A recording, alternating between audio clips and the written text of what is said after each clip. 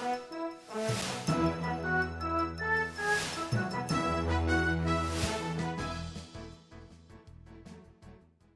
I know this is the time you've been waiting for. Good morning, Ghana. Good morning, our cherished viewers. Thank you very much for tuning in to your most authoritative news and current affairs program. And I'm talking about Inside Pages on Metro Television.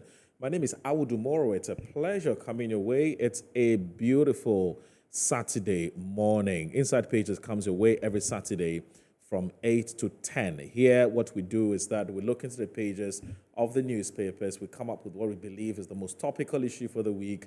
We invite the right guest and ask them the relevant questions for you or on your behalf. So this morning, in case you haven't heard, the New Patriotic Party caucus in Parliament has had a change in leadership. Yes. The Honorable Ose Che Mensah Bonsu is no more the majority leader. He has been asked to step down, or he has stepped down. Well, he says he stepped down solely based on his personal decision, and there's no any external factor. The Honorable Alexander Fenyomarking, the MP for Efutu, is now the new majority leader in Parliament. In fact, there's a whole reshuffle which is taking place this week. It was rumored, it was highly speculated, it has happened.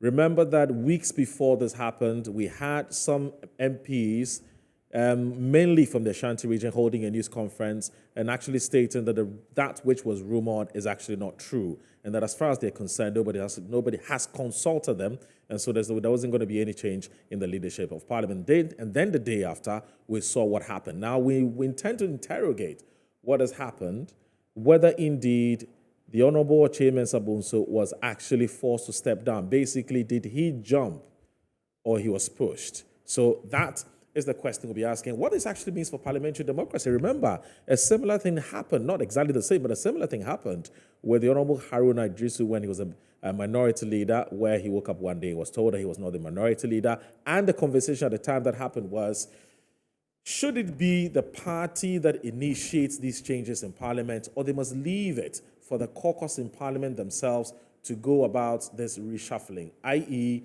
choose who leads them? It's a conversation that has come back to the front burner. But alongside this, the Vice President, who is also the flag bearer of the New Patriotic Party, has also unveiled his manifesto team. Now, there was something that interestingly happened. The very day that the Honorable Che Mensah Bonsu was told that he was no more a member of Parliament, he was no more, in fact, he was told to either step down or he declared his intention, or actually declared that he was no more the majority leader.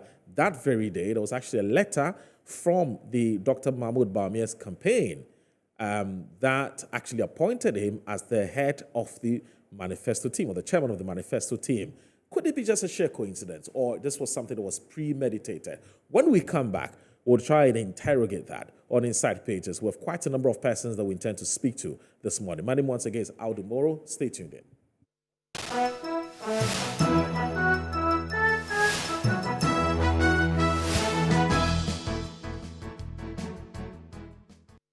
Is this the right way for someone who has served for all this while to, resign from his position? Well, to me personally, I think that it is unfortunate for somebody of the caliber of Honorable Che Mensah Bonsu, who has done 28 years in Parliament, who has gone through all the structures of Parliament as a backbencher, then came as a deputy, then he was minority leader, he's now majority leader and Minister of Parliamentary Affairs, and he has chaired many other committees in the past. When I was majority leader in 2009 to 2013, January 2013, I served with him as a minority leader. So we had a lot in common, and I know his capacity, and then his industry, the hard work he puts into it, his scrutiny level, and etc. So I think that it's very unfortunate for somebody of his caliber to resign under these circumstances. I thought that if he has to leave Parliament at all, or the majority leadership at all, it must be something that would be very decent and acceptable to everybody. He might live in a very happy mood and spirit, rather than the fact that for one reason or another that I cannot say he has resigned. And it is untimely. We all have 10 months left for the elections of 2024. And then he would have guided the House, the entire House, to 2024. I'm saying he would have guided the House because, fortunately, somebody like he and myself are not contesting 2024 elections. So we will be free to prosecute matters in the chamber. Now, on their side, on the majority side, some of them lost primaries. Therefore, they are wounded now. So their attendance to the House is suspect. Some of them have been reshuffled as ministers, and then therefore they are wounded pride. Therefore, their attendance to the chamber will be suspect. But he voluntarily stepped down as an MP for Swami, and I think that he has the time, he has the experience and the integrity to be able to lead the House to the 2024 December elections. So leaving midway like this is a disservice to the whole House and to Ghana. So do you suspect that he might have been forced to take this decision? Is that what you're... No, not he has been forced. I don't want to speculate, but I think that he thinks that it is better to resign than than the circumstance that he's going through. I have been telling people since 1993 that I came to this parliament that politics has no logic. There's no logic in politics. There's no logic that, given the 28 years that this man has served with an unblemished record, he should just, within some few months to the elections, resign. There must be grave reasons for somebody of his caliber to resign. There must be grave reasons. But he's been given an appointment, to head the manifesto committee. That is an ad hoc committee. The manifesto committee is going to be there for another 2-3 months. They are going to prepare a manifesto for the 2024 elections. After the elections, or after they have finished preparing the manifesto, it's now left to the campaign team to be using the provisions of the manifesto to campaign. What role is he going to play after that? There are some members of parliament who could have done the same thing, but he is critical to the House. Mr. Speaker, it was amidst the discussions that at a meeting of the caucus, which the President had requested, I tendered my resignation as Majority Leader in order to still the storm and facilitate peace and unity required for the party at this time. Mr. Speaker, that decision that I made was not within the presence of Parliament. This morning, I summoned the caucus meeting to formally announce to my colleagues that I have elected voluntarily to step down as the Majority Leader and, by that, Leader of the House. Ahead of the meeting, the National Party had been informed and invited to this meeting that happened this morning. Mr. Speaker, the Majority Caucus has, over the past few days, been conferring and consulting with the National Party to fill the vacancy created in the leadership of the caucus, especially since the Honorable Cyril Malasan, the First Deputy Majority Whip, has been nominated for ministerial position. At the caucus meeting this early morning, the caucus, by consensus, concluded that the Honorable Alexander Kwamina Afenyo-Markin, the Member of Parliament for Efutu, and until now the Deputy Majority Leader, should take the place of yours truly, Osechi Mensah, Member of Parliament for Swami, as the Majority Leader and Leader of the House, with immediate effect. On the part of my colleagues in the majority, I expressed tons of appreciation for the trust reposed in me, beginning as caucus secretary under the Venerable J.H. Mensah, Deputy Whip, Chief Whip, Deputy Majority Leader, Minority Leader for 8 years, and Majority Leader for 7 years and now 2 months. I guess this is unprecedented in the history of Ghana's parliamentary democracy. Mr. Speaker, I thank my colleagues for always being there for me and for the cause of the party and government. I will entreat my colleagues to offer the same assistance and support to my successor in order to successfully prosecute the remaining agenda of government. we clarify the situation for compliance by everybody. There is good reason that in the new standing orders, we decided to take away in the definition of the leaders, that is the majority leader and the minority leader, the two words party or parties. I should say three words, parties or parties, and rather gave the duty of designation to the caucuses, minority caucus and majority caucus, because we have had an experience. And the good people of Ghana has given us guidance in this matter. So you realize in the definition of caucus, whether it's majority caucus or minority caucus, we retained those three words, party or parties. Which meant that in the process, before the formal designation in Parliament, the party or parties involved, whether majority caucus or minority caucus, should lead the way in trying to assist in the decision as to who will now lead those caucuses on the floor of Parliament. That is what we have done, so that it is not like an imposition by any person or any group of persons. This is the path and the best way to go. Because members, as I stated earlier on, campaign and in fact come into this house on the platform of parties. And these are national parties, not sectional parties or family parties. And that national character must be shown in the leadership of the representatives in the House. And you cannot do that by giving this process to one man or a group of people. There must be deep consultation.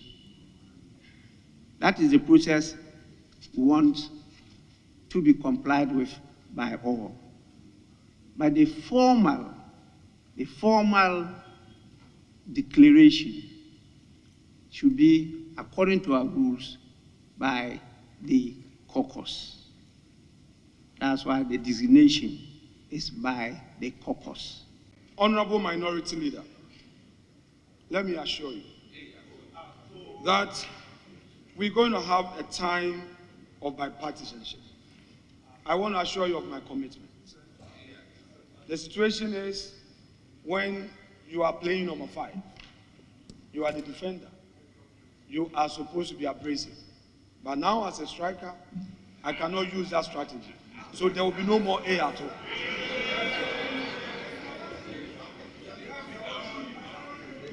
We are going to work together, because the happiness and the unity of this house shall materially depend on me.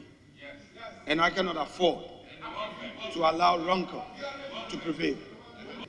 Mr. Speaker, the Venerable MP for Swami, Honorable Oseche Mensah-Bonsu, is an institution, no doubt. It's a big shoe I'm going to wear. And I recall Harun Eseku telling me that MPP is not easy to be a leader. And I know behind me are professors, doctors, lawyers, businessmen. They know it. It's going to be tough. But colleagues, I call on your cooperation. I call on your support. And I also, Mr. Speaker, invoke the support and blessing of those ascendant leaders of this House. I have assumed the leadership of this House at a time that this government is facing critical economic situation. Mr. Speaker, we've been struck with post-COVID consequences. We are having situation in Ukraine and Russia where, Mr. Speaker, world trade is being disrupted. So no government is having it easy. But, Mr. Speaker, I want to assure my colleagues that together I will be committed into ensuring that we work hard to break the eight. Honorable Minority Leader, I just want to plead that in this hallowed chamber, let us do everything we can to promote democracy. Let us assure our people that we don't fight in this chamber. That in this chamber we discuss issues, we deliberate without personalizing it. I promise you that. And even as we go out there to talk to our people, let us make them understand that the essence of democracy is to discuss ideas. After all, both parties have had the opportunity to govern this country before. All right, welcome back. We decided to play you those videos in order to set the tone for what promises to be a very interesting conversation this morning. Drama. It was a whole debacle at the Jubilee House. It was drama in Parliament and a drama at Alisa Hotel. These were the three venues where different things happened, leading or culminating into the resignation of the majority leader, Osei Chairman Sabons, who is also the member of Parliament for Swame. And well, he's no more the majority leader. He's resigned. Never mind, the people asking whether he actually willingly resigned. He was forced to resign. I'm sure that by the time we're done with the conversation, you can draw your own conclusions as to exactly what happened. But yes, he's no more the majority leader. It's now the Honourable Member of Parliament for the Efutu constituency, Alexander Afenyo Markin. He takes over. He was his deputy. He now takes over as the majority leader of Parliament, and there have been all kinds of nominations that have been made. But this whole thing started a few weeks ago. It was highly rumored, it was highly speculated that there was going to be some shake-up in Parliament. But, there's some whose ears were very much on the ground. They actually knew it was going to happen. There were some who were also very dismissive of it. It was all part, we're told, of the party's decision to, the government and the party reshuffling some of his leadership and so on and so forth. Now, when you listen to what happened this week, if you listen carefully, you can actually tell that this was the decision that was taken a long time ago. And we're told by the party to bring a new phase, new energy into the parliamentary leadership of the NPP. And that's exactly what has happened. But you also know that there was a number of MPs who were not happy. Someone like the Asante Akim North, member of Parliament, and the Apia Kubi, who said this could have been done in a much better way. He's very sad with the way the majority leader has been treated. This is somebody who served in Parliament for 23. He served the NPP in Parliament for 23 years. This is not how to thank him for doing that for the party. And so there's all kinds of things that's happening. But there have been quite a number of questions that have been asked. Now, if you look at the way the change was orchestrated, will the majority leader actually win over the love and the support, or the new majority leader, will he win over the love and support of his other colleague members? How much legitimacy will he get as the new majority leader in Parliament, and so on and so forth? And if you look at the fact that majority of the MPs who actually held a news conference this week to say that the party cannot tell them who should lead them in Parliament, that they must leave it to the Parliamentary Caucus to decide on that, most of these MPs are actually not coming back to Parliament. So check that out. Most of these MPs are not coming back to Parliament. So as far as they're concerned, they have nothing to lose. How is the NPP going to navigate all of this? How is it going to deal with this? In fact, as we speak this very minute, we're told that the 137 NPP MPs who 137 MPs have actually been asked to meet somewhere, we're told in the Eastern region. I'm still trying to get the exact location, the exact venue, to sit and talk over what has happened, because I'm sure that the leadership of the party itself senses that there's some uneasy calm within the ranks of the party in Parliament. If you look at the fact that there are some very crucial bills that the executive intends to bring, you don't want a divided front. So that's why it's extremely important for the party for them to sit and talk over matters and iron out some of the differences or some of the tension or the problems or the conflicts that have arisen as a result of the way this matter has been handled. Anyway, so let me just say that my resource person this morning is the Honourable Member of Parliament for the BAWUMIA constituency, one of the most hard-working, very affable members of Parliament. That's Honourable Kofi Adams, who has made time off, and we really, truly appreciate that. His very, very busy schedule to join us on the Inside Pages this morning. We're grateful, sir. Thank you so very much for your time this morning, sir. Thank you. And also, I do have in the studio this morning the Mr. Ryan Salisu Kentebako, who is the NPP Austria Secretary. He's also a member of the BAWUMIA's Diaspora Campaign Team. He's also here with us in the studio. Honorable, thank you very much for joining us on Inside Pages. Thank you so very much. All right. And we're expecting Professor Edward Brenya. He's a lecturer, History and Political Studies Department, KNUST. Initially, the NPP had deployed Dr. Tia Kabiru Mahama to join us, but on the 11th hour, something happened. He's unable to join us. And so Dennis Miracles Abuaje, who is now the new head of communications for the BAWUMIA campaign team, will join us via Zoom at some point to, contribute or to share his perspective on the matters that we are looking at, the matter that we're looking at this morning on Inside Pages. So I'll also be sharing with you the WhatsApp line. Those of you who are keen to join the conversation this morning at 0249 155 646. 0249 155 646. So that's the WhatsApp line for those of you who want to join the conversation and be a part of it. That's the number 0249 155 646. What do you make of the way the changes was effected in Parliament? I'm talking about the majority caucus, and whether you think this could have been done better. How do you think this could have been done? And how do you think this is likely to impact on the work of the majority in Parliament? I'll be more than happy to be glad to hear from you as far as that is concerned. Now, also remember that the Chairman Sabozo, who is now the outgone majority leader, is also now the chairman of Dr. Mahmoud Bawumia's campaign. Now, that announcement came the very minute that the announcement actually came that the man had resigned.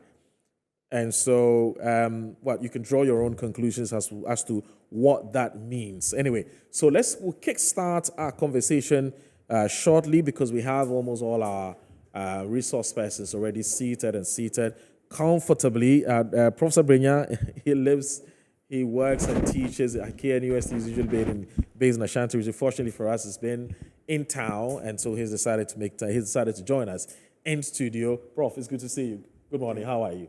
Thank you so very much for joining us. So that's Professor Edward Brenya of KNUST, Senior Lecturer in History and Political Studies at KNUST. We'll also be joined by Dennis Miracles at some point. He'll join us shortly to contribute to the conversation. So I'll start with perhaps Nayana. He, of course, he's MPP. Perhaps he would have some insights that you share with us as to what exactly happened. I don't know, but Nayana, it's good. First of all, again, it's good to have you here. I mean, what are you picking up by way of information as to why the party decided to do this? I mean, a few weeks ago, it was almost like it was fake news. And then just yesterday, we found out that apparently it wasn't fake news and that plans were afoot to change the leadership of your party in Parliament. Not all the MPs are happy. What other information do you have? What could have possibly informed the party's decision to do this? Good morning, Audu, Yes, and good morning, Prof. Good morning, Honorable Kofi Adams. I would like to first extend my greetings to our flag bearer, Alhaji Dr. Mahmoud Bawumia, the party at large, my people in NPP Austria, the NPP diaspora, those of the think tank Diaspora Patriotic Forum, and others. Okay. Audu, I think the conversation should be paying tribute to a colossus like Osei Mensah Bonsu. Right. I had the opportunity to go around with him at Kumeu and the just ended primaries. And the little time I spent with him, I really learned a lot. I think it is fair to have all these speculations. If you have someone, sorry, no, the primaries. I was with him in Kumeu. Yeah. Right. So I think it is fair to have all these speculations and have all these targets and all these rumors going on. I think when you look at the party today, it's a matter of handing the baton to the next generation. And where we are, the most important thing is to look at the contributions of Honorable Osechi Mensah Bonsu. He started, he was first elected in 1996. Right. He came to parliament in 1997. Till today, he's never, I mean, he's always won beyond 75% in his constituency. He's steered the party. You remember in 2021 what happened in parliament? Right. He was able to steer the storm. You remember his deputy, he steered the storm. You remember some of our MPs coming out to say things with regards to the finance minister. He stood his grounds. And look, he served in most of the important committees of parliament. Right. Talking about the business committee, the house rules. And you know, he's the walking house rule in parliament. And look, he went to the Commonwealth Parliament and beat the New Zealand MP. Right. See, so this is a person who has really, he learned at the feet of some of the great MPs that have come to the fourth in Parliament in the Fourth Republic. He's served since 1996 till today, from the second term Parliament till this seventh Parliament. So we should be paying tribute to him, the rules, how he manages the affairs of, he managed the affairs of the minority, and today as the majority. And don't forget that, look, the NPP as a party is always looking to make an impact. Right. And this is one of the impacts that the party is trying to make. Osechi Mensah Bonsu, no one, absolutely no one can shift him. Right. And it is okay for the outgoing MPs, those who have decided not to come. And don't forget, a lot of the MPs also lost in the primaries. Right. So how many of them are going to remain over there? A lot of the new generations are coming. And if he gives this time, these few months, to teach the Honorable Afenyomakin, not to say he's also a man of his own. Right. This is an opportunity for him to impact the party, to be able to go around, see to it that the new ones that are coming, what are the experiences that he's going to give them? Remember, he's still the Minister for Parliamentary Affairs. Right. He will go around, impact the new ones coming. In fact, the information I have, and I'm sure the Honorable Kofi Adams would maybe confirm that, the information we have is that the President intends to formally inform Parliament that that portfolio, which is the Minister for Parliamentary Affairs, is actually going to be cancelled. It's going to be taken out. Did you get the point I'm making? Yeah. We're no more going to have Minister for Parliamentary Affairs. Right. It's just going to be Majority Leader. Right. Yeah. I think it's also in line with Dr. BAWUMIA's vision. I mean, to draw down the numbers of the... or reduce the size of government. To reduce the size of government. And look, this party, the president, the leaders of the party, they listen to the people. Right. They listen to the party people. They listen to the grassroots. And they listen to the sentiments of Ghanaians. So it is also in line. Right. And like But you see, here's the thing.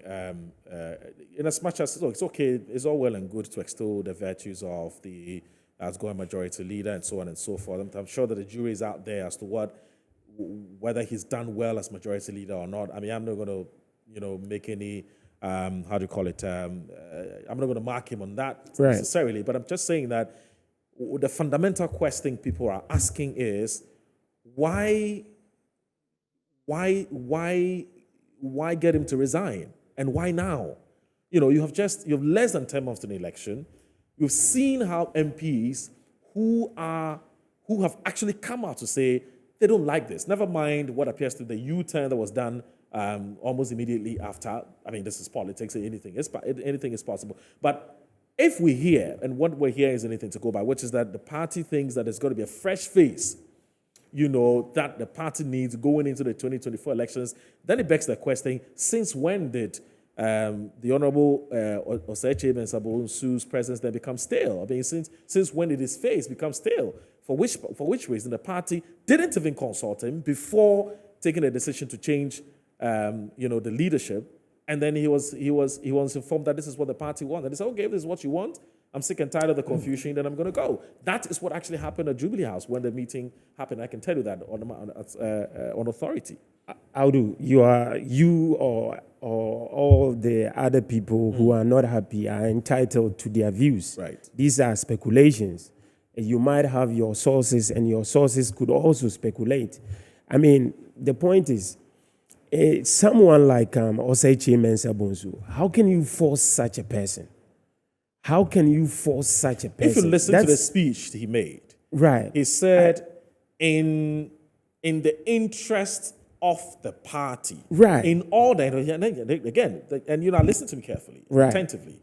He said also, in order to, stop the how do you call it? There was a word he used, but essentially trying to say that, look, there's just too much confusion. I want the confusion to end. I want the rancor to end. So I'm stepping down. So I'm resigning. So this is not a man who sounds like he actually resigned willingly. It's like I'm resigning because I don't like what is happening. You don't expect someone like Oseche Mensah Bonsu to be pushed aside just like that. We have to make this fact clear. Look, as far back as 2023, he had made his intentions that he was not going to stand again as a member of parliament for the people of Swami. Right. I mean, he's an outgoing MP. What best can he do if not to hand over the baton where we are? Right. It is strategic. This is a man who is really very calculative. This is a man who knows what to do. This is a man that, that he has an unblemished record. He's been in parliament all this while. And who is going to push him aside?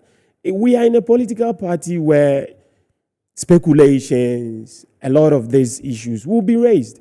This is the time that we've seen the party pushing in a new generation. Okay. It is in order for everyone to say this is what happened, for everyone to read meanings into his speech in parliament. Okay. Graciously, he handed over the baton to Honorable Afenyo Makin. Right. We can speculate. It is normal for someone like him to be stepping down. I mean, what would the opposition or anybody else have to say? Okay. We are having this conversation because of all of this. What would they have to say?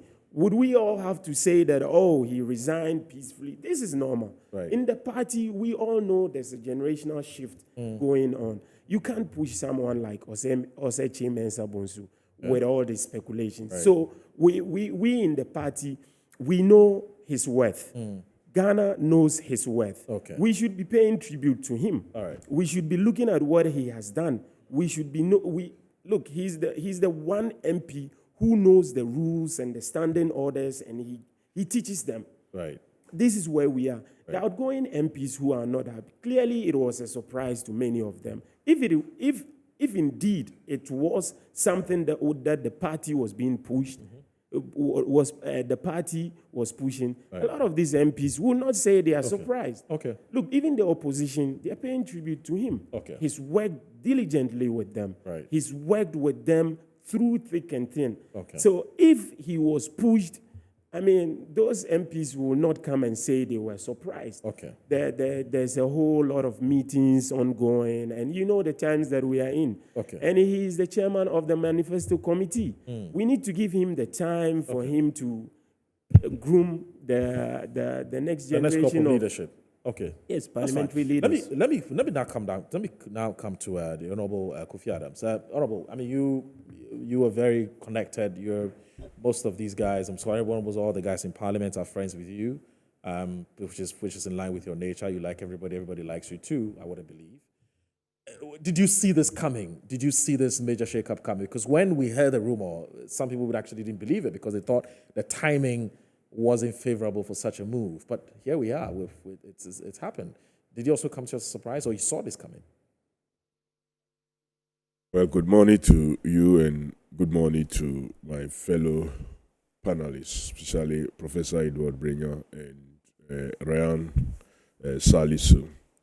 I also will use this opportunity to say a good morning to my constituents and fellow comrades across the country.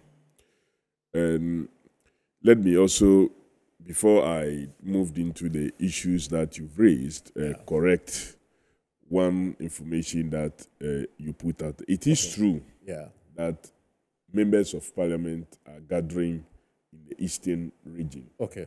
It is also true that about 95% of those who are gathering there are from the majority group. Okay.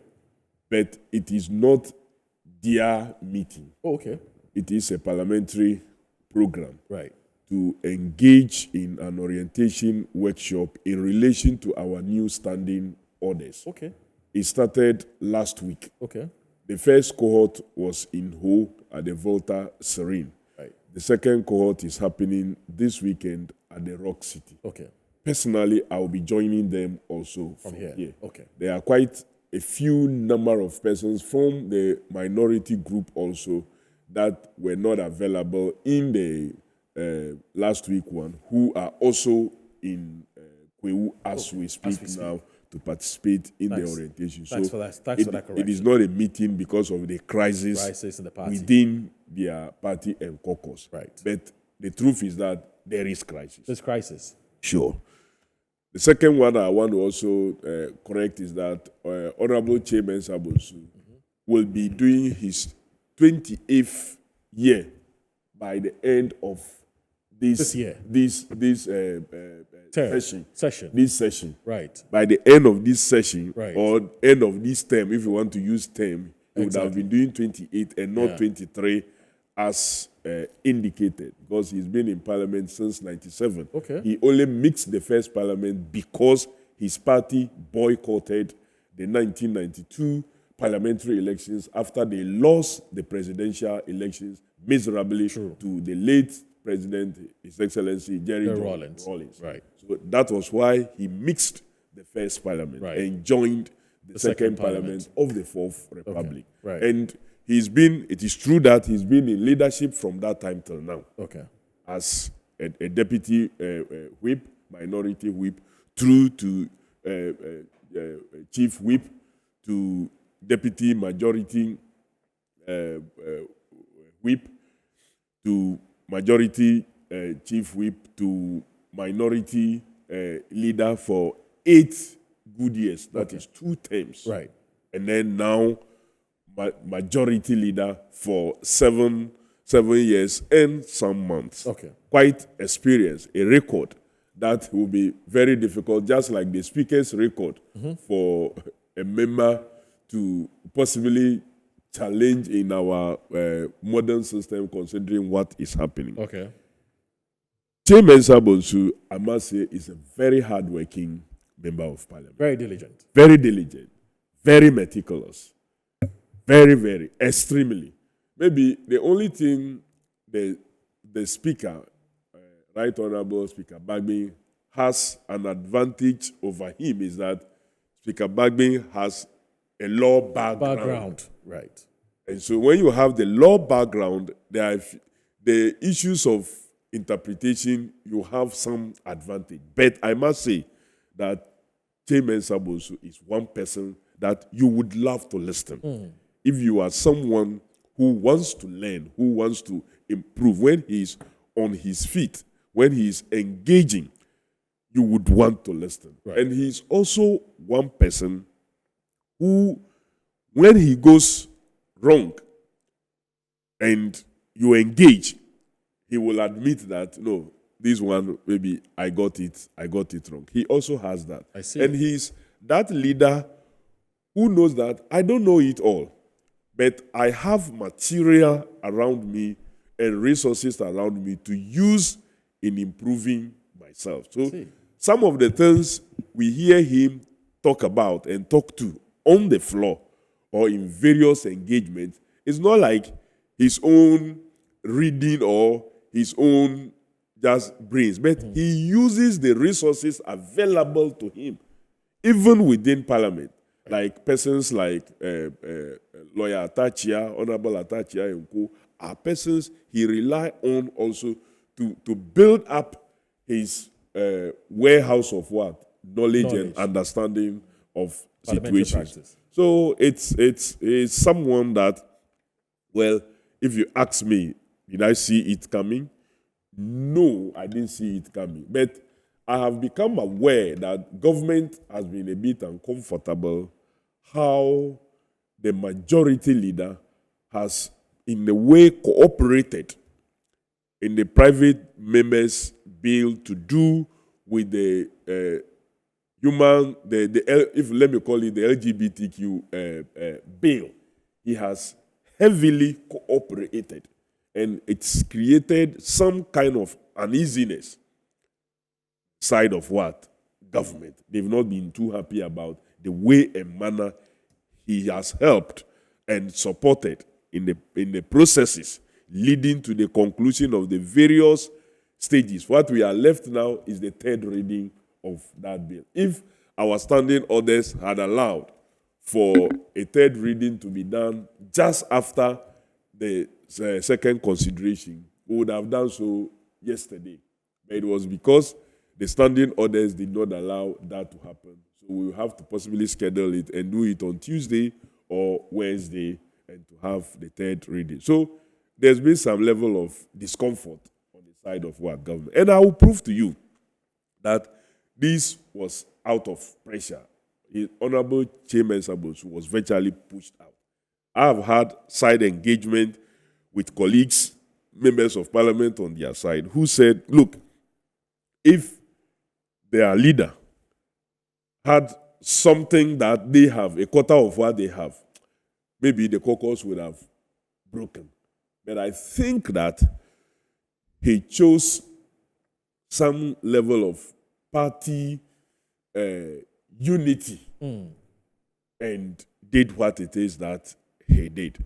Look, on the 20th of February, which was Tuesday, Parliament of Ghana considered a very important assignment. This is captured in our votes and proceedings of what? The Tuesday 20th. That was approved on the 21st when we sat. We accepted what we call the Committee of Selection.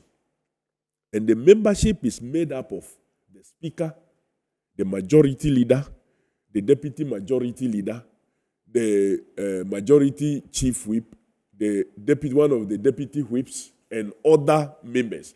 In the same vein, when you come to the minority side, you will have the Minority Leader, the Deputy Minority Leader, the Minority Chief Whip, a Deputy Whip, and what? 3 other members.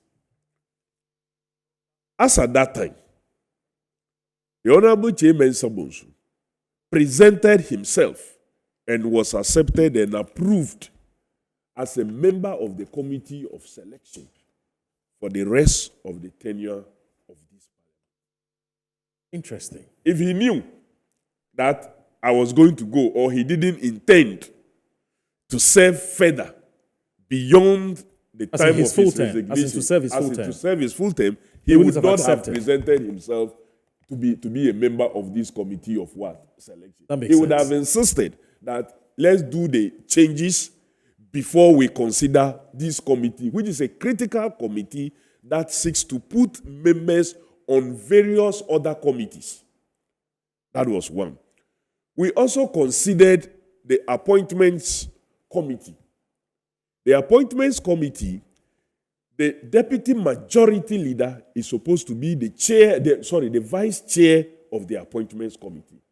And Alexander Afenyo-Markin was the one that we approved, because we are now working according to the new standing orders that was approved on the 2nd of January 2024.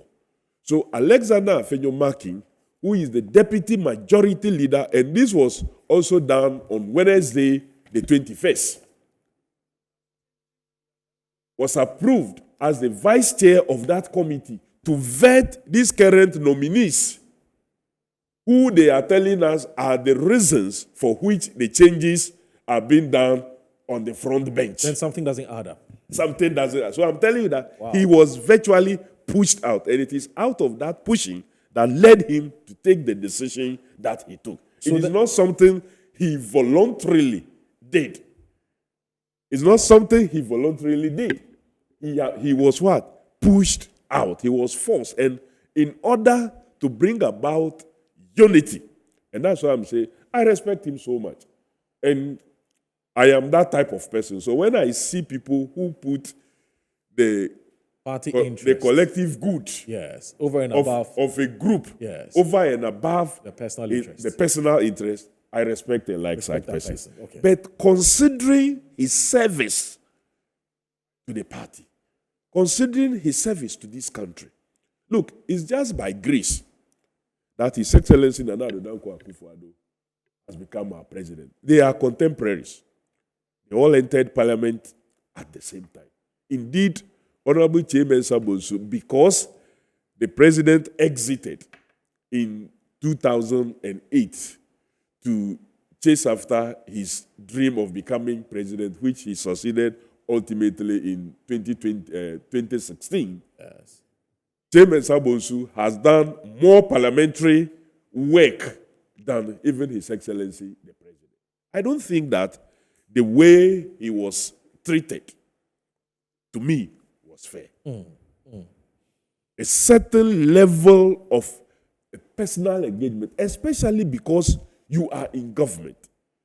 You see, when you are in government, you have so many things to play with as far as the majority leader is concerned. And majority leaders don't resign. None had resigned before. It has never happened. So this is unprecedented. So this is unprecedented. It has never happened. Normally what Let happens? alone talk. Normally what happens? Normally there's negotiations. Well, They ask him, how many of them have stood so long? Yeah, no, And but I'm for me, it's saying neither that here nor there. it's I think the the longevity of the person's service does not still warrant such a thing happening. But You that's see, what I'm saying. That you see, we're not questioning the, how do you call it, the wisdom or whatever it is, but we're just saying that it's a fact that we've never had a situation where majority leaders resign before. Buru. So But this we've is never- history. Yeah, please hold on. When the person has served even for a very long time, Yes. and in various levels, that is where the engagement for his exit is even needed the most. Absolutely. Because he has become more like An the institution. Isn't it? Right. He has become an institution. That is where you will have to engage so he doesn't exit the way he exited. To the point where, for instance, you may even want to ask him that we want you to leave, but is there somebody you would want? You think that You know, can move into your shoes? easily move into your shoes? Or Yeah, how that do you kind of think? thing. How do you think it will go if Yeah. you leave? And nobody, even not me, seated here, will say that Chairman Sabonsu is a lazy person. And if you thought adding the chair of manifesto committee will mean that there will be too much on the plate for him to deal with, and he would not have time to deal with manifesto issues, you are one. It means that you don't know even Chairman Sabonsu yourself. That man, that honorable member is a workaholic. If it means sitting on a chair for 24 hours, Yeah. he will sit and only get up to stretch his feet and get back to work. So that give it to him. Moru, I am also one person who believes that the party has a role Okay. in the selection of what? Leadership I was parliament. going to come there. And that's the second leg of our conversation. Yeah. If you can please No, hang on. so that when I come back, we'll come back to it because I want Prof to have his initial thoughts, and then I'll come back to you on that. I am not saying all these things that I'm saying Right. because I think that the party don't have a role. And I you tell us disagree. why. Yes, I'll tell you why. I disagree with many other persons who think that it should just be left for us to decide. And I'll tell you why I think so. And even I'll the new standing orders Yes. that they are quoting and referencing doesn't say so. doesn't say so. If you link all the interpretations together, Okay. it doesn't say so. And I'll ask whether this is a position you've held right from the word go, or this is something that, upon reflection, you decided that, look, you think that the party must have a say, must play a critical. So I'll come back from. And I'm asking because a similar thing has happened within the minority caucus. If you listen to Honorable Chairman Sabonsu himself, when he spoke yesterday, at least he introduced a bit of what was happening. Yeah. That in the confusion that was happening, he wanted to what? Just curtail it in a way. Precisely.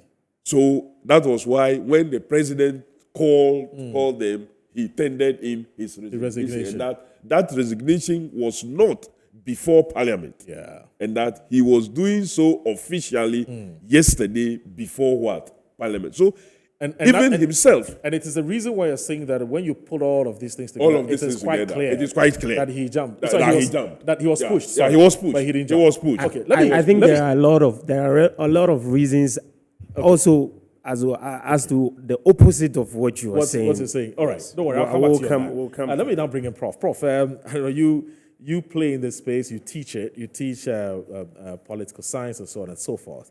What are your initial thoughts about how this whole thing has been handled? I mean, again, you teach in a region that is the World Bank of the NPP. I don't know what kinds of commentary, what kinds of things you've picked on the ground, but what are your initial thoughts as to how the parties handle this?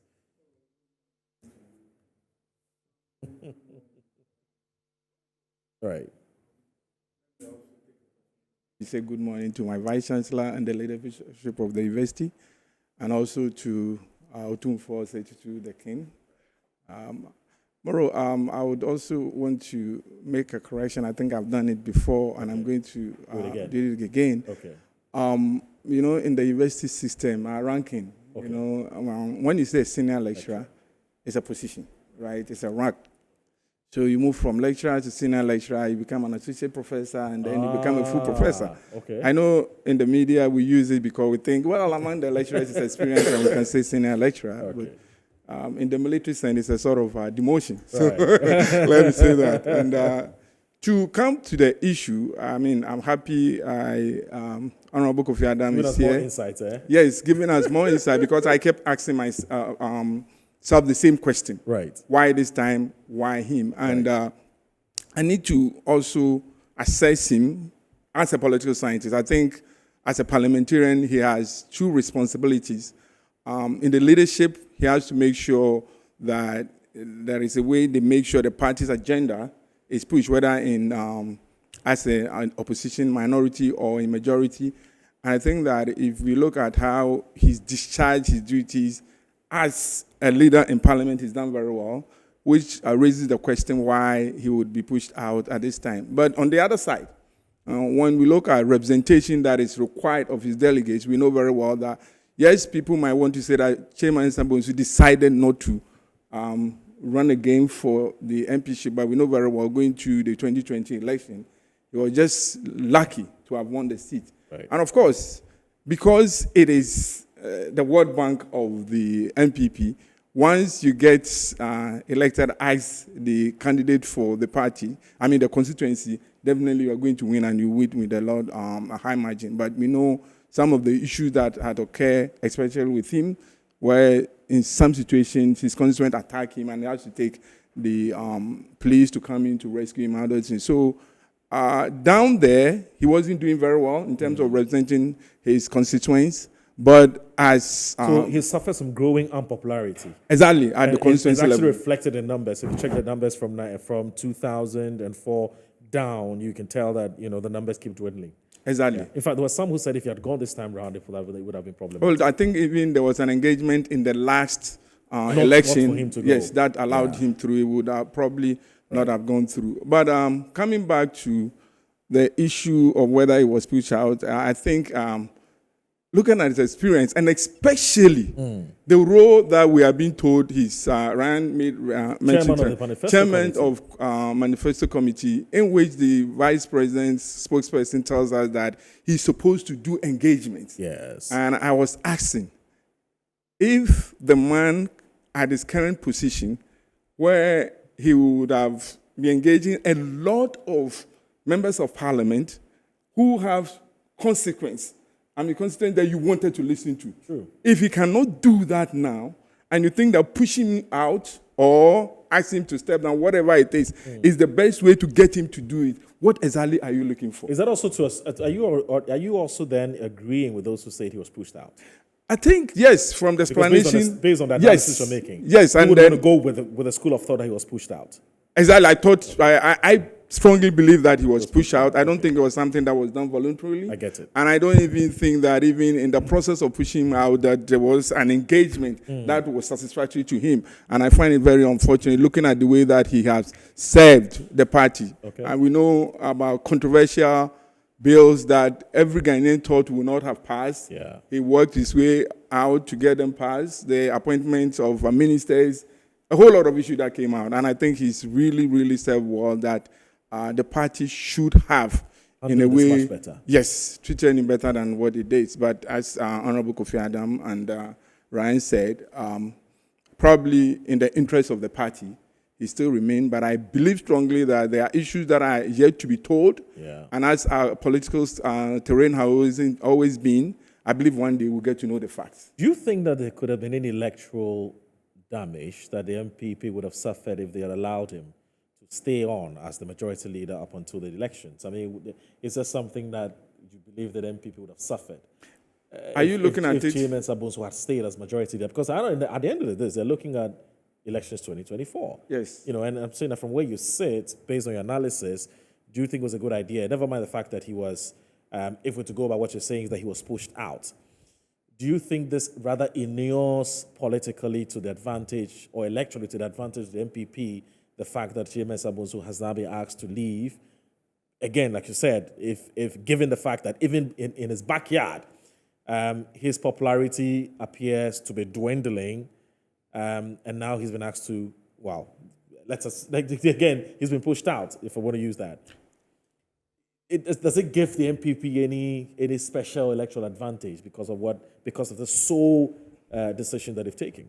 I don't think so. The reason why I don't think so is that, yes, people in his constituency and majority in Ashanti Won't care less. wanted him out. And he's out. Yes, they wanted him out? Not as a an majority MP. leader. Oh, as an MP, right? Not as a majority leader. Yes, and he's out. And I don't think that he being in parliament or living would have anything. But I don't think kicking him out would also bring any advantage to the MPP. The mere fact that he's not going to be on the ballot for 2024, I think is okay to the constituents, and is also okay to majority in Ashanti region. And looking at what is going on now, I know Ryan may not agree with me right now, in Ashanti region, I think strongly that what has happened really will not have any impact. It will have any impact. They don't have any impact. If this was, say, Napo, Dr. Matthew Pokupe, that would have been saying something different. Probably. If it was, say, Dr. Duchum or John Kuma, you know, and quite a number of them, would have been the analysis would have been different. Yes. But you're saying that Osei Chairman has lost a bit of his shine. Exactly. Politically, as far as Ashanti politics is concerned. And so perhaps all of those things could have been factored into the decision to say, well, you know, even if we ask him to leave and he leaves, really, there wouldn't really be any consequences. Never mind that, yes, we can still put him to use because he has a wealth of experience and knowledge that the vice president can put to use and so on and so forth. But then the question then arises, and I've heard this, and I'm sure I'm going to come back to Kofi Adams on this. I've heard some people say, and that's another theory that's come out, which is to say that Dr. Mahmoud Bawumia would most definitely, unless something dramatic happens, but he would most definitely choose somebody from, I think all things being equal, he would choose somebody from the Ashanti region. Now, if he chooses somebody from the Ashanti region, Central region is seen as a critical region. You have the NDC who has chosen somebody from the Central region, and he gradually is becoming a stalwart in that region, if he hasn't already become. I'm talking about Dr. Kaselato Fawcett. And if you listen to the reason why the NDC actually gave, why they chose Dr. Kaselato Fawcett, they're also saying that they want to show up their numbers in the Central region. So Central region has become the game changer, or is the battleground, let me put it that way. So if we're going to go to Ashanti anyway for running mate or a vice presidential slot, why don't we then look at another region? Let's appease to another region by choosing somebody from the central region, in addition to the fact that him, the Futu MP himself, Alexander Afenyo-Markin, we've seen how since 2004, since he became the member of parliament for the Futu constituency, has actually turned that constituency from green to blue. You know, he's turning from green to blue. It used to be an NDC stronghold, and since the MP Afenyo-Markin took over that position, he's made it more or less an MPP stronghold. So this is not somebody you can underestimate when it comes to Ghana politics. Never mind the fact that he's done well as he's put up a good performance as the the deputy majority leader.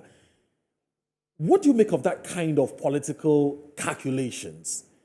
Ashanti there will take care of them anyway, so that's no problem. It's a central, so that we can battle it out with the NDC in as far as central region is concerned. Does that make sense to you? Moro, so yes, if we are looking at it from in terms of governing support from the regions or the constituency, yes, Afenyo-Markin is doing very well, and we're expecting that probably in terms of representation, is going to probably, depending upon how he discharges himself as the new leader of the party, is probably going to garner more support. But my worry is when the party says, well, we want to put up a new face. And what are you saying, the new face? The new face, Afenyo-Markin was known to be part of whatever the worries of Ghanaians are right now when it comes to some of the policies that are passed through Parliament, which Ghanaians are not happy. It wasn't just Oseche Mensah Bonsu. They work together as a caucus. And therefore, him stepping in as the new majority that you want to ask the question, the new face. Does the new face take that you have to be at the forefront to be in the new face? Then I also want to look at the role that Honorable Oseche Mensah Bonsu is asked to play, which, as Ryan said, his experience and others will help. I think it's going to do more damage to the NPP as a political party. Oh, how? If people have already fell out with this person in his role as the majority leader, people were expecting, especially from Ashanti region, they were expecting a lot of developmental projects would have gone on, which they think that he has not championed that. Right? And now we are saying that we are going to engage Ghanaians to ask them what they want in a new presidency. And the person who is supposed to lead this is this individual who has been the face of government policies in Parliament. Anytime the NPP government is pulling a policy, is the one seen defending it. Right? And we're saying this is the person who is supposed to go and do the engagement. Bear in mind, this is not the first time that this engagement has been done. President Kufuor himself admitted to the fact that when he was coming from 2012, 2016, he said the manifesto he put up was some of the things that he got from the people when he went around touring the regions, right? They were the concern, the very thing that he said should be done. That many Ghanaians feel was not done. So how different are we going to tell the story? That we're going to do the same thing, but we are using the same person that was the face of the policies and the disappointment of Ghanaians to do this job. But Prof, are you suggesting that the Honorable Chairman Sabonsu was expected to champion developmental projects as majority leader, is that part of his responsibilities to champion developmental projects in whether Ashanti region or wherever? Well, we know very well that parliamentarians are not responsible for providing developmental projects. But developmental projects are projected by policy. So when the thing gets into the policy, then the constituent, the region, can then expect that they are going to get this. And to give the person some credit. Exactly. And if you were the leader of government business, when the government put out a policy proposal and it comes to Parliament, the leader receives it after it's been presented, it goes to the committee level. But Honorable Kofi Adam can correct me on this. Maybe what we learn is not the fact. But parliamentarians engage and do amendments, right? And as a leader, you have a level of leverage, especially in the period that you have been the majority leader and your government has been in power. Right. And people were expecting that, given the numbers from Ashanti region and the fact that he was the majority leader, he would have pushed certain things through. That is not to say that the other parts of the region do not shouldn't benefit as such. But he would have done more than what we were seeing. So if that is the disappointment of Ghanaians, and you are saying that this is the new person who has to take up that role of engaging, the question, to what extent should Ghanaians trust them? Right. I also have a question with the deputy chair, right? Honorable, the information minister, his name just ran through. Kojo Oppong Nkrumah. Kojo Oppong Nkrumah was seen to be the face of every policy that was adopted by government. He defended them. By virtue of his position. Yeah, by virtue of his position. Yes. He goes into this media briefing, defend them and everything. And now we are saying we are going to send 2 people to do engagement. Right. And to be at the helm of these people who have been seen as the face of the very thing that Ghanaians are not happy about. Which is to say that if they, I mean, it would not be out of order for them to hear people ask them that why are you coming back to me again? You came back to me some time back. I told you what I wanted. You've been in power for 8 years. You didn't do what I expected to do. So what are you looking for? Exactly. I didn't be able to pay. That kind of thing. Yeah. And so that's where you're coming from. Exactly, because it's not the first time we put out the manifesto. Many of the manifesto items were not achieved. Okay. And now we're having an issue with the flag bearer himself, who was the key spokesperson for the NPP. Okay. Many of the things that NPP said to have been doing right now was touted, delivered, promoted by the flag bearer. So there is issue of credibility with the flag bearer and what he says. Okay. Now the flag bearer now said that, well, I want different group of people to go out there and gather information, present something different that will not to my benefit. And I'm going to send these very people who have been the face of the things that Ghanaians have not been happy with me. Ghanaians have not been happy with what parliaments do. Do you think it's problematic? So what you're saying, if I understand you quite clearly, is that actually what the BAWUMIA campaign team needed was a new face. Exactly. To show that... a relatively innocent face. Exactly. To show that he was... I'll give you the opportunity. But what I'm saying is that he needed... Now, you know, Moro, you know the vice president had already made that... He had already made that statement, correct? Yeah. By indicating that he was a mate, right? He said he was a mate. He wasn't in the driver's seat. Now, I want to... Ryan, I want to ask you this question. Right.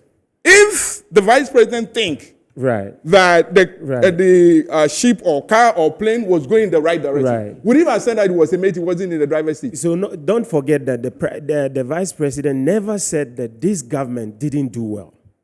I asked you a question. He touted. What was he? Was he the one in charge? Should he come and say he was the president? No, but can you answer my question? Why is he saying he was the mate? Obviously, if the things were going well. Of course, the government is doing well. Did you look, Prof?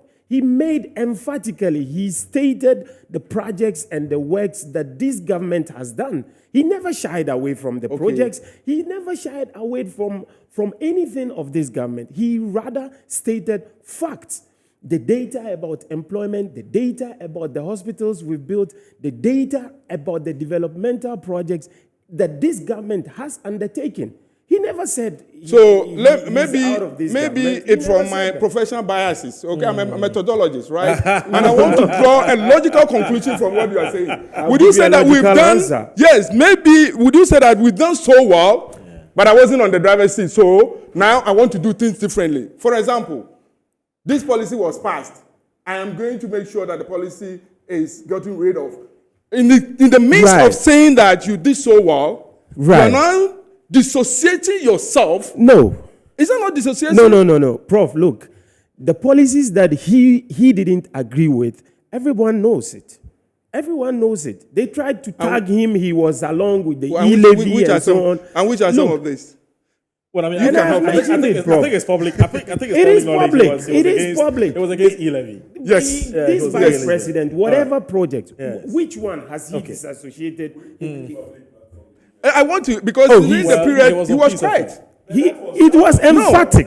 That was before. That was before he Yeah, became. but he didn't. Yeah, but- obviously he- but- So but- did he when they were support that? pushing that policy? Yes. We never. No, heard no, from no, him. no, no, What no. we heard from He was his quiet. spokesperson, No, no, he was Dr. emphatic. was that he was for it. What we No, heard from no, the no, no, information minister To the Ojo extent- Okonkroma, no, but to the extent- that no, he no. was for That's that. fine. He was the one. Fair No, point. let me finish. He was the one who even suggested Yes. that the 100 Ghana cedi threshold Yes. should be placed, and that Yes. When he you're- was the one who even suggested. Yeah, of course. that When you're- because according to him, the poor that they want to consider, that is No, how we much, should be fair that to is how him. much they do. Let's So be you fair to cannot the come and vice sit and say president. that he No, was no, opposed no, to no, it. no. He said No. to the extent that what I heard him say, is Right. that to the It's a extent public that record. it is a collective decision. It's Decision. a cabinet decision. He's going to go back. Should I say no? So his Even personal, suggested- so apparently his personal opinion then doesn't count. I'm saying that It we did doesn't not count, hear- we and did that's not hear fair. that personal opinion out there.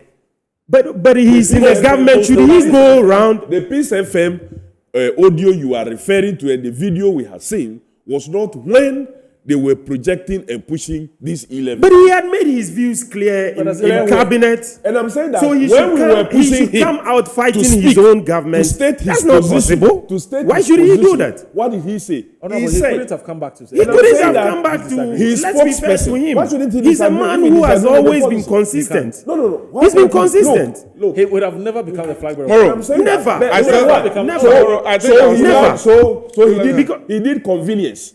Absolutely. He did convenience. Yes. So that's good. I'm happy that you are admitting that political- He's a It's team political- player. political convenience. He's a Politics team of player. convenience. Thank you. Moro, He so you needs let to me learn finish from up. the In the same benefit vein, of the doubt. when he becomes the leader of the country, He's made it one day, clear. He and didn't he's shy found away himself from that. where he should speak for For our himself. country, he will choose convenience. I'll take a short break. So, Prof, I beg you. I'm told there's a man, our director for the show is called Jesus.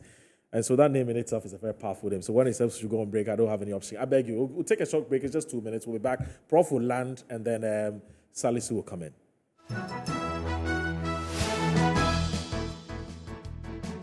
Okay, so welcome back. This is Inside Pages. Inside Pages has been talking about the changes in the leadership of the NPP in Parliament and matters arising.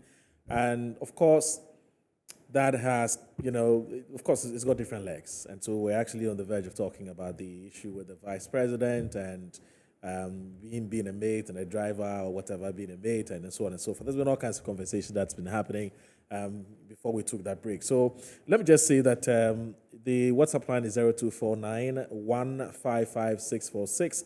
0249 155 646. What do you make of the changes that the NPP has done in Parliament? The majority leader resigning. Do you think he was made to resign or he resigned voluntarily and willingly?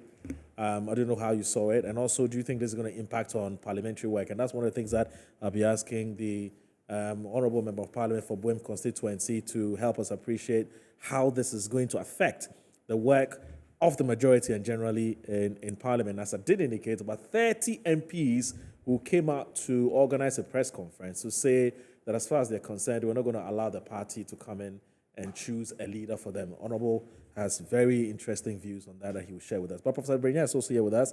He is a lecturer at the KNUST's History and Political Studies Department. They hijacked his submission. So, Prof, please land, and then if you could give us your concluding remarks, and then I can go back to Salisu, and then Honourable will come in with the issue of where he stands on whether it should be the party that must be initiating or the role that the party must be playing as far as changes in the caucus, whether NDC or NPP is concerned. So please go ahead. Yes, Moro. So I do agree with what the Salisu role was that Salisu is trying to say. It is normal in his position, but the truth of the matter is that if we juxtapose what he's saying to what the senior minister said when he was praising BAWUMIA for all the things. Indeed, Anado himself was full of praises. So we cannot say the vice president is an ordinary vice president. Yeah. Yes, a vice president has played a lot of role, and he's very, he has a strong role in the presidency. So I find that statement to be very unfortunate.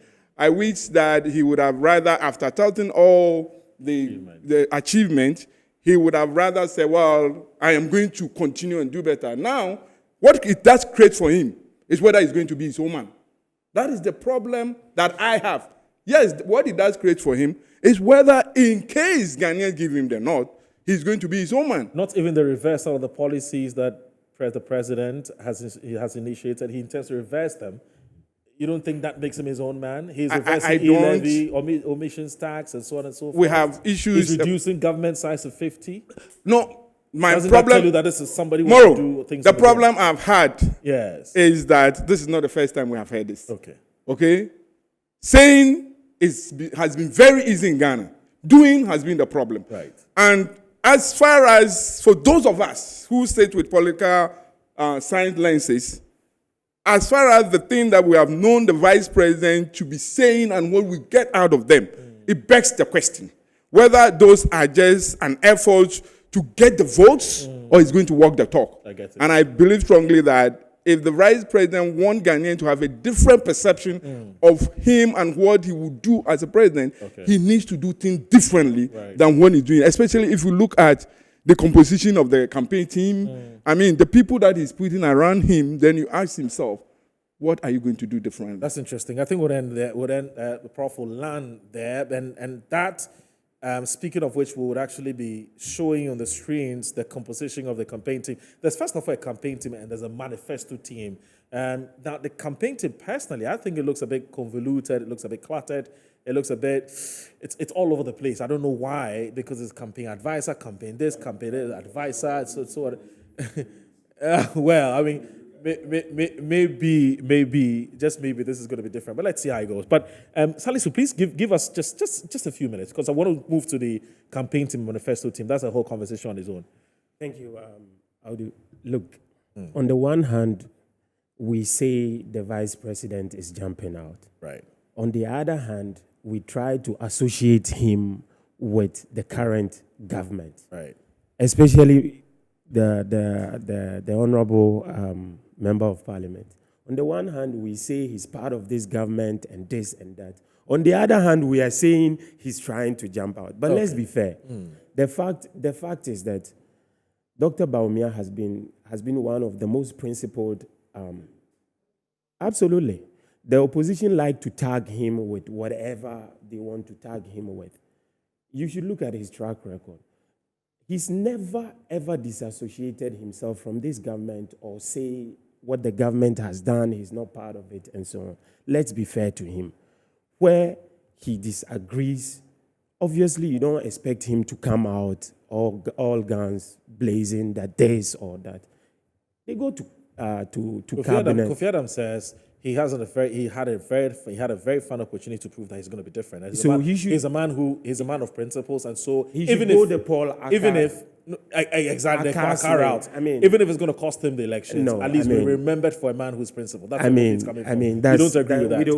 We don't. I mean, he himself doesn't share that view. He doesn't share that view. But he just stated it. No, it's just he doesn't believe in it. He doesn't believe in it. What I'm trying to say is that look, the vice president, he came, he said the things that this government has done, the things that he's part of. You can interpret his statement as being a mate, however you want.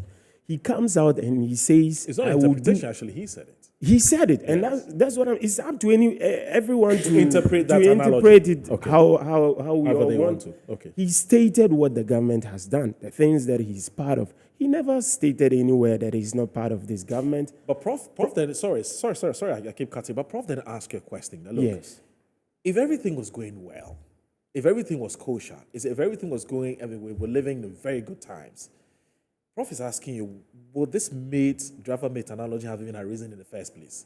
And that's why I'm saying Prof can interpret the analogy. Yeah, and I'm coming to it. Would that have come up in the first place? No, he is interpreting it. Okay. It's a job that two people are doing. It's a job that many people are doing. Yeah. I have a role to play. The president has a role to play. My contributions is all over for people to say. Yeah. So if he says that, you can interpret it anyhow you want. But the fact still remains that this economy that this government inherited had challenges. They came in, they did what they did, and still doing. You cannot tell me that the myriad problems that this country has will be solved entirely by The this ATS. government. This is what we are in. The achievements of this government is unmatched. The records are there. Okay. He spoke about Ashanti region. Ashanti region, obviously a lot needs to be done, but a lot has been done. He spoke, the Honorable MP spoke about Honorable Osechi Mensah Bonsu's, the work he's done, how he's jailed them, and so on. But on the other hand, we come saying that he was pushed. I find it very difficult. Okay. We can all say whatever we want, but the fact still remains that where we are today, Dr. Mahmoud Bawumia, the bold solutions he presented, the people that Prof was saying that are these the same people to go there, and who would answer those questions? Supposing I am sent there to go and listen to the people, what are the people going to say? Go and bring that guy who came here and said this and said that. So you don't think Honorable Osechi Mensah Bonsu or Honorable Nkrumah would be able to answer the questions of the people? Okay. You need them to go there and let the people know what this government has done, what this government didn't do, what the next government is bringing. Honorable even said that it doesn't mean that when you are the chairman of the manifesto committee, you are going to be the next. It is true, but you play a very, very important role in whoever is coming. You need this experience. Honorable Osechi Mensah Bonsu's experience is unmatched. The Honorable touted it. We all agree. It's unmatched. You need such a person to go out there and answer the questions. There's a lot of apathy. Prof mentioned it. In the Ashanti region or in Swami, people get tired. It's obvious. But that doesn't mean that the people are not for the party. It is normal for the people to say you've stood too long. Every great thing, there has to be a transition or it comes to an end.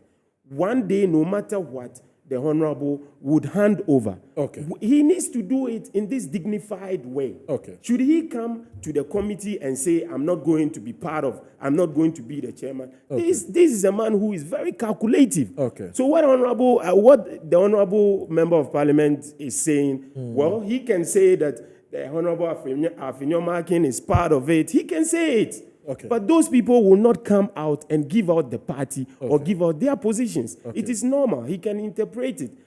They have come, they have submitted their names. But when the time came for the leadership to change, they made it out there. So what else should we? You can read meanings into all. So let's now come back to for me, the elephant in the room, as to what should be the role of the party and what should be the role of the caucus in Parliament when matters about changes in the caucus in Parliament is concerned, whether minority or majority. Where do you stand on this and why? Well, I will do so, but you will be unfair to me if you do not allow me to comment on this whole BAWUMIA matter issue. Okay, yeah, that's fine. Because it's quite clear from the revelations that Ryan has given us. Dr. BAWUMIA's entire campaign and presentation is all about convenience. So at every stage, he chooses convenience over principle. Within the party, he chose convenience. That if I spoke about things that were not right at that stage, I would not get the nomination. Right. So I didn't speak. And because of that, I was seen as the darling boy of the party. So I have now gotten nominated. Now I need the entire country beyond the party. So let me also now choose convenience and begin to deny certain things that I am not a part of. I disagree with this. I will cancel it when I become the president. I am just mere mate and so on and so forth. And you think that we will sit and buy this? We will not buy this. We will not buy this kind of story. If he succeeded internally, he would not succeed externally. Even internally, more than 37% did not believe that he could do it. And they chose another person who has not even been a minister before. Beyond just being a member of parliament, of a constituency, Kennedy Ajapong has not served as a minister where his work goes beyond a constituency. Put aside his private businesses. You had a contest with such a person, and he gets 37+%. So it should tell you, against someone who has been the face of the party together with the president from 2007 all till now, and 8 years, almost 8 years of what? Being a vice president. And this is the situation that you come against such a person, and this was your performance. So even within the party, he knows that they don't believe, they don't trust that he can be a good leader. Okay. So it's important for me to say this. As for then moving on to this whole issue about the issue of leadership, we can't take out the party. And when I get to even the training program we are going to have on the orientation workshop, there are a few things that I will be raising there also. Because the standing orders clearly in the interpretation page define what a majority caucus is. And tells us clearly that the majority caucus means the members of the party or parties that have the largest number of seats in the House. So, party or parties is involved here. They have not taken out the party in the definition. And that is why even in our national constitution, the 1992 constitution, when you are elected as a member of parliament on the ticket of a political party, you cannot merely just think that leave the party and join another side or decide to do and expect to remain there. That is why the second deputy speaker was removed as a member of parliament, because he decided that the 2020 elections, which was a new election, he was going to go independent. True. He didn't say even he was dissociating with his caucus in the 7th parliament. True. He said he was going to go independent for the 8th parliament. Okay. The party wrote to parliament that he was no longer considered a member of the party, and therefore the speaker got him removed. So the few months to the end of 2020, the Honorable Andrew Esiama, our second deputy speaker, was not a member of parliament. He was removed. So the party tend to still have a certain role on the caucuses and members of what? Parliament. So you cannot completely take them. So you are there and you're who you are because of the party? Because of the party. Okay. And you have to remain as a party. In the same vein, when you are elected as independent, you cannot also choose to join a party whilst you are serving there. That was why, if you realize, Honorable the first deputy speaker, Joe Osewusu, he entered as independent. Yes. Together with the Nkoko MP then. Yes. The party made some kind of arrangement and didn't organize primaries in those constituencies until a certain time, where if they announced as being candidates for the NPP, it wasn't going to affect their membership as independent members of what? Parliament. That was why Joe Wise switched from independent to becoming an MPP member of parliament for his constituency. True. So all these things are quite clear. And that is why I say, if you move further, now the majority leader was then further defined as means a member of parliament designated by the majority caucus. So you don't just look at this designation by the majority caucus without linking it to the definition, the meaning of what? Majority caucus. Oh. You have to link the two. I get it. People are quoting what a majority leader means. Yes. And not linking it to what majority caucus also what means. I get it. But you actually need a basic understanding of what a majority caucus is before you come and talk about majority leader. I get it.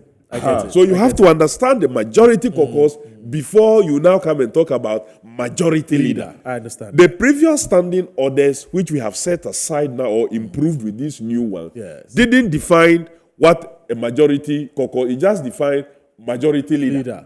a minority leader. So there's a We have semblance of now confusion. taken the trouble to separate the two. So in interpreting, don't just speak the meaning of majority leader without linking it to the meaning of what? Majority caucus. The same applies with minority caucus and minority leader. So read the two. Read the two as a whole. As a whole.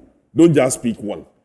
Those who want to see a strong parliament are reading only one. Yes. That we don't want a party to have a hand in the selection of our leaders. Even when Honorable Joseph Osewusu spoke on the floor of the House after the Speaker's interpretation, he cited the youth wing and women's wing. Yes. That, they elect their leaders. The youth wing and women's wing don't just on their own design their own processes and elect their leaders. The party plays a significant role. The party set the processes, open the nominations, get people to file. The party vets them and make sure that you truly actually qualify. Then they set dates, do all the arrangement, supervise the elections or conduct the elections under the supervision of what? Electoral Commission for delegates to go and elect. So no party organ or unit enjoys absolute independence. No. There's nothing like There's that. nothing like that. There's nothing you're like on your that. own, you can Or do you what are you just want on to your own and you and think just that you report to can party. just report to party. No, there's nothing like that. Not the youth wing, not the women's wing, and not the parliamentary And this wing. improved standing orders draws inspiration from that. It draws inspiration from that. I get that. And clearly, Mr. Speaker has given that interpretation. What is lacking now is that per the new standing orders, we do not have a majority caucus. Really? Yes. And that was why the Speaker in 2021, he clearly used majority group. You remember when he was defining, he said, we do not have a majority party. What's the difference? Because the two parties are sharing 137, 137. It is an independent who joined one side that made them a majority group and not a caucus. If the NPP had more numbers on More their numbers own, on their own, that would have been a majority caucus. But they don't. But because they do not have, per even the definition of what a majority, the caucus say party or parties. Honorable Andrew Asiama is independent, and He's not an independent NPP member. is also defined. He's not even a member of a party. He is independent, and independent is also defined. It means a person who was elected to parliament not on the ticket of a political party. Clear. So you cannot say that he joining made it parties. Oh, So, I get it. even these standing orders left out one thing. He should have defined majority group, which Mr. Speaker himself had stated in 2021. Yes. So we must find a way of introducing majority group. Isn't because it late what now? we have Isn't now, it late? we are masters of our own rules. Okay. We can find a way Of improving it. So what we currently have for me is majority group, not a caucus. I get that. Because the one addition is not coming from a political party. So it's you have independent. NDC 137. caucus, and then the NPP caucus 137. But But once the independent guy independent joins, decided then it that makes he them a will group. do business with With the them. NPP. It makes them a larger group and not a caucus. So if the independent guy decides to do business with the NDC, NDC would have been the majority group, not a caucus. not a caucus also. I told you, I get Not that. a caucus also. Well, that makes sense. What we have here. Yeah. You can only attain a majority caucus position if you have the numbers on your own. If you have, You don't need anybody's. Yeah. That makes sense. If the NPP on their own had 138, they are majority caucus. Okay. If they had 139, they are majority caucus. So there's no debate. There will be no debate. I get But that. here, the two parties all have. And Mr. Speaker himself in 2021, when he had cause to state what it was, used group. I get that. But unfortunately, in the design of the new standing orders, we did not factor that thing that occurred in the 2020 out of the 2020 But just a quick election. one. So then, who does the ultimate responsibility lie on in deciding who becomes the leader of either the group or the caucus? You see, the ultimate will surely be the caucus. Or the but group. the party will have to initiate. Because take, for example, the NPP on their side now, 19 said they were not contesting on their own. Yes. 29 lost their primary. So Yes. that gave us about 40-something not coming out of 137. That is true.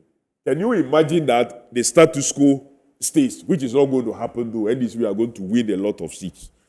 Just for telling a story. Let's say that the status quo stays. Okay. So about 40-something new ones are going to come in. And sometimes even some incumbents now may lose their seats to other persons, and they too may gain some from other areas. Absolutely. So you have a parliament on a side that has about, say, maybe 60, 70 new persons who don't know each other. Because you are contesting elections only in your constituency. You may not know another MP in another region. Right. Then you win after 2024 elections, you meet on the night of what? 6 January 2025, and they say, go and elect your leaders when you don't know yourselves. The party that gave you the platform to contest knows everybody Better. so they will be able to guide that process. I get it. But people speak as if we know ourselves, because over the period, those of us who have stayed there have come to know ourselves. But don't also forget that there will be instances where people are just entering parliament for the And first so they're time. not familiar with themselves. And they are not familiar In that with case, if themselves. we leave the process to If you leave the process, how are they going to go about about it? So you need the presence of the the party. to be able to guide that process. So then But the party only guides and recommends. recommends. But we may not necessarily impose. may any not, on you. no, should not impose. That In has the always case been the of case. Alex Afenyo-Markin, for instance, from what we've just seen, it was more like an imposition, wasn't it? Well, I see it as Because a I don't think there beautiful, was a beautiful imposition. Imposition, exactly. A beautiful because I didn't see a imposition. situation where there was actually some That- elections Look, or before you know. No, when but the they- National, when they the outgone National majority Executive leaders Council spoke. met. Yeah, but that's When exactly what he's saying, when that the it's a bit outgone problematic. majority leader spoke yesterday. Yes. He indicated about the meeting of his caucus. Yes. But even before that caucus met, 2 Decisions nights already been before, we knew. Alex We was knew, giving a and I can show you evidence on my phone where the flyer had been posted on various platforms that who was going to be what. Meaning that a decision had been taken and agreed upon even before that meeting happened. And so that's they the kind only of, went there. and that's the kind of practice you're uncomfortable with. That's the kind of practice I'm uncomfortable with. I get that. But then I do know that midway substitution themselves come with their own Issues. challenges. Yeah, well, that's true. Because if you also over play it, Yes. it may create. So sometimes it's like a coach on the touchline. You want to substitute a player, you may not have enough time to now call the player who is on the field that, oh, come, I want to Replace you with substitute, this guy. This is the replace you. reason So why. take note. This is the You know, reason. This is the reason. You may not have much of that time. But your substitution must be strategic. If you listen to what Prof is saying, Yes. and clearly I agree with him, that Che would have served the party better even if they had allowed him to stay within parliamentary corridors than even making him chair of what? Manifesto committee. Than making him chair of manifesto. Because look, things that makes you an excellent legislator and an excellent leader within the legislative body may not be appealing to the voter and the general follower out there. I agree. And I have always said that we need to get to a point where we will let the totality of the country to understand the role of a member of parliament. And if we come to understand and allow them to play that role, a lot of acts of corruption will be reduced to the barest minimum and society will be the bigger beneficiary. But because we are putting so much pressure on the member of parliament that you must be responsible for road construction, you must be responsible for schools, you must be responsible for this, you must be responsible for that. Instead of us going through important documents that come our way as members of parliament, we drop them and we are running around from one agency to the other, from one embassy to another, trying to lobby for one project or the other. Okay. So you don't play the role of oversight. You don't get the time to read properly the documents and ask the right questions. What do you make of the political permutations and calculations that we hear, which may have also informed the decision to make Afenyo-Markin, which is central region is key. One thing is clear. Look, Honorable Chairman Sabunsu was majority leader. Yes. Not too long ago, the Ashanti region was complaining, including his own constituency, Yes. about lack of recognition and lack of development. Right. So the mere fact of making Afenyo King a majority leader for 8 months That's not while election wouldn't, because if someone who had been there for all this while, his people are complaining of lack of development, how can another person who is coming in for 8 months make any difference? So for me, there should be more serious things to really talk about than this. Well, Afenyo, you know things much better. Well, Afenyo enjoy full legitimacy, complete legitimacy. I will say that from your reading of parliamentary. He's an parliamentarian. Afenyo is a good material in terms of he has his own style of trying to reach, but he's going to have a lot of. He'll struggle. He will have a lot of difficulties in having. Look, some of the even easier things that would easily have passed, I am sure if they come now, there will be a lot of difficulties. And for the challenging ones that they succeeded in pushing through, there's no way the composition as they have it now, even just the majority group, will succeed in pushing many things. Okay. It's going to be tough. Good morning. Really my name is Jesse. Please, I want to ask if Professor Brenya is speaking as a political science lecturer or as a politician who is noted to be blah, blah, blah. He says, to make this fair in the analysis of the issue on board, it seems Prof. biases like taking over his genuine analysis. I think the combination of the panelists is 2-1, in which the NPP has only one representative. I don't think so. Prof, if you've followed Prof for a very long time, he's been very objective in his analysis. You may have your own issues with, maybe he's been passionate about an issue, but he's not somebody you can say is biased. Look, everybody votes. Everybody has some political party or that they support. But when it comes, look, most of the guys we speak to that from academia, we know where they belong. Don't get me wrong. Almost all the guys we speak to from academia, we know where they belong. But we judge them based on output, not necessarily where we think they belong. So I think we should. Is to understand when someone from the intellectual community is speaking. Yeah. Unfortunately, that's the problem we have as a country. No, so we have cowed a number of them who get cowed from speaking by this kind of attacks. Yeah, I get it. And it doesn't help. It doesn't our at country. all. More, the truth is only one, and bitter. Liars keep on manufacturing lies upon lies, and to substantiate the early lies at the end, karma law will stare you in the face. And this one says, Dr. BAWUMIA, are you really serious? His Excellency. Okay, this one is from Evans Dinko in Garu. My humble answer to Dr. BAWUMIA's question, what new idea has John Mama brought? Okay, so that's a long diatribe. I don't think I have time to read all of that. As an African, you travel to Israel to pray. Oh, okay. Right. Now, this one says, Moro, good morning. Okay, so from Kweku Richie, Abdel Fattah Tamale, I've also seen your message, a positive change. Something for good morning. My name is Francis from Tema. Alan and BAWUMIA sat in cabinet meeting of NPP government and destroyed the Ghana economy. So value is the same. One is a two, continue ruling Ghana, blah, blah, blah. That's coming from Mohammed. You said, okay, you didn't add your name, so I'm unable to read it.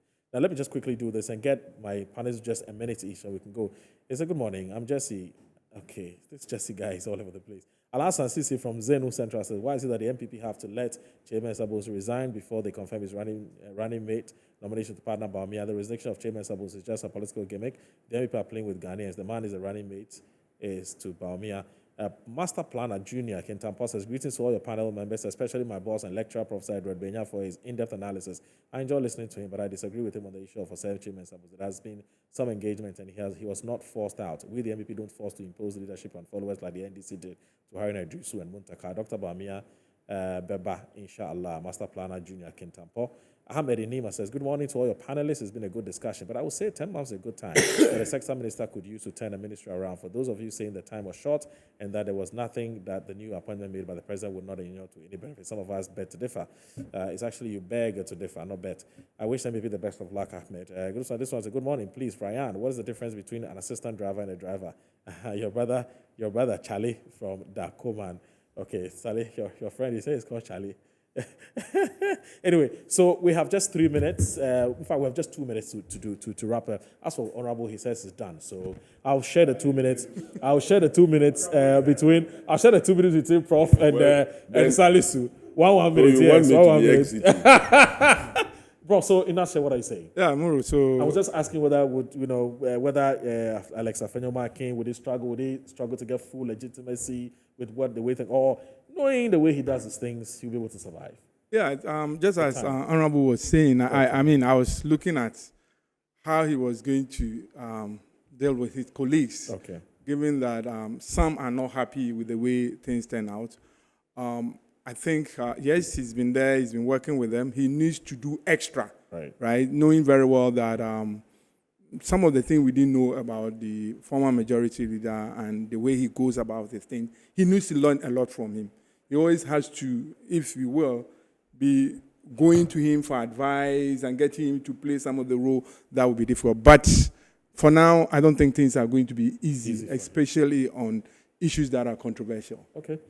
Salisu, in conclusion.